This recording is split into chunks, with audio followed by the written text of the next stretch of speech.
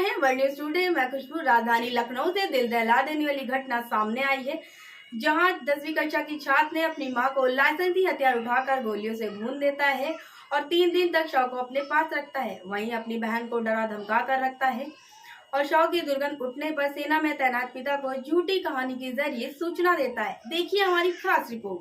यह दोषी कौन है? इसके लिए मरहूम मां या सेना में तैनात जेसीओ पिता को दोषी नहीं ठहराया जा सकता, क्योंकि वे तो अपनी समझ से बेस्ट थे। लेकिन यह तय है कि कहीं ना कहीं चूक हुई है। मसलन घर में लाइसेंसी हथियार रखा था तो उसकी सुरक्षा की पर्याप्त व्यवस्था नहीं थी। अगर होता तो बच्चों को हथियार भला कैसे मिलता? आपको बता दें, बच्चा माँ पर गुस्सा करता, हथियार उठाता, घर में उसे कारतूस भी मिल जाता। कारतूस वह खुद लोड करता या तो उसमें कारतूस पहले से लोड होता। दोनों ही दशा किसी भी घर में सदस्यों की सुरक्षा के लिए खतरनाक है। इस घर का रिजल्ट सामने है। माना अगर बच्चों को गेम की लत लग गई हो तो क्या ये लत एक दिन में है? शायद नहीं। वही गेम खेलने में इंटरनेट या बेहतरीन स्मार्टफोन या लैपटॉप की ज़रूरत होती है। कैसे आया? स्वाभाविक है, पेरेंट्स ने दिलाया होगा। बता दें कि सारी सुविधाएं देने के बाद क्या बच्चे पेरेंट्स की उतनी नज़र रखते हैं जितनी होनी चाहिए थी? शायद नहीं। और वह हादसा हो गया। एक हंसता खेलता परिवार टूट गया, बिखर गया। बच्चों के सिर से माँ का आंचल और पति के लिए पत्नी का असमय जाना किसी भी परिवार के लिए असामान्य घटना है। वहीं पूरी की पूरी गृहस्थी उजड़ गई, सारी उम्मीदें टूट गई और सभी संभावनाएं समाप्त हो गई।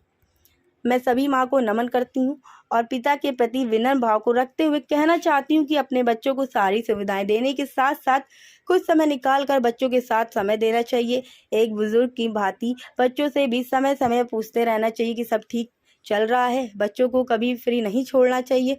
अगर बच्चे कहीं भी जाते हैं तो उसकी पूरी जानकारी रखनी चाहिए। वो क्या कर रहे हैं, उनका कैसा व्यवहार है, वह कैसा बर्ताव कर रहे हैं आदि पर ध्यान देना चाहिए। आजकल हम कहीं भौतिकवाद में, कहीं पैसों के प्रदर्शन में, तो कहीं अत्याधुनिक दिखने के दबाव में बच्चों को तो सब कुछ कर रहे हैं, लेकिन बंद कुकर की भांति सारी सुविधाओं के साथ कमरे में छोड़ दे रहे हैं। फिर भी भाप निकलने की जगह ना मिलने की वजह से कई बार कुकर फटने के हादसे हम सबने सुने हैं। वहीं अगर कुकर की सीटी और भाप निकलने के रास्ते की सफाई नहीं की गई तो हादसा तय है।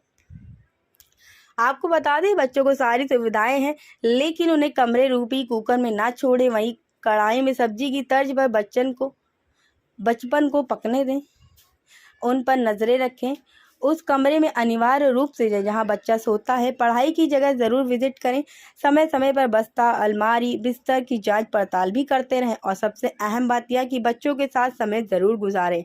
उनके आज की दिनचर्या पूछें और कल का प्लान भी। दोस्तों के बारे से बात करें, पढ़ाई की योजना पर भी, और हाँ, 2-4 प्रेरक किताबें अपने आसपास रखें। बता दें कि बच्चे वही करते हैं जो बड़ों को करते हुए देखते हैं। अगर आप गीता, रामचरितमानस, कुरान, बाइबल पढ़ेंगे तो प्रबल संभावना है कि बच्चों की रुचि भी इसमें जाग जाएगी।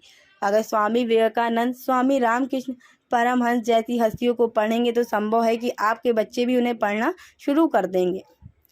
कोई फर्क नहीं पड़ता कि आप कितना व्यस्त हैं, बस थोड़ी सी कमाई कम कर दें। कृपया व्यवस्था का बहाना ना बनाएं और बच्चों को समय जरूर दें। उन्हें सही रास्ता दिखाने का मात्र एक ही रास्ता। आइए आपको भी सुनाते हैं इसी मुद्दे पर रुद्र प्रताप दुबे, साइबर एक्सपर्ट, ने क्या कुछ कहा। जैसे सब कुछ इंटरनेट के हवाले हो रहा है, तो अब ये ध्यान रखना आवश्यक हो गया है कि अब आपको डिजिटल फास्टिंग भी करनी पड़ेगी।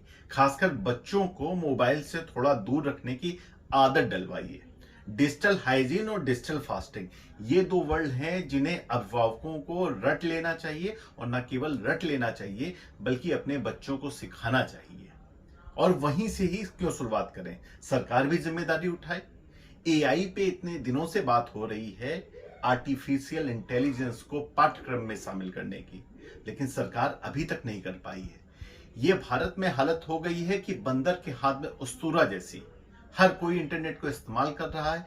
क्या तरीके हैं, उसके क्या प्रभाव पड़ रहे हैं, लिखने पढ़ने, बच्चों में मन में क्या असर आ रहा है, कोई नहीं समझ पा रहा है। सरकार को आगे बढ़ के आवश्यकता है कि इसे पाठ्यक्रम में लागू करे, आईटी एडवाइजर जैसी पोस्ट को क्रिएट करें, उस पर नियुक्ति करें। और अभिभावकों के लिए सबसे आवश्यक चीज है कि बच्चों को डिजिटल फास्टिंग करना सिखाएं। अपने व्यस्त रहने पर बच्चों के हाथ में मोबाइल छोड़ के अगर वो निकलेंगे तो ऐसी ही घटना होगी जैसे लखनऊ में हुई। सिर्फ पबजी या किसी एक अन्य किसी गेम को क्यों दोष देना? दोष है हम लोग में। अभी भी हम लोग समझ नहीं पाए कि इंटरनेट अगर एक वरदान है तो एक श्राप भी है।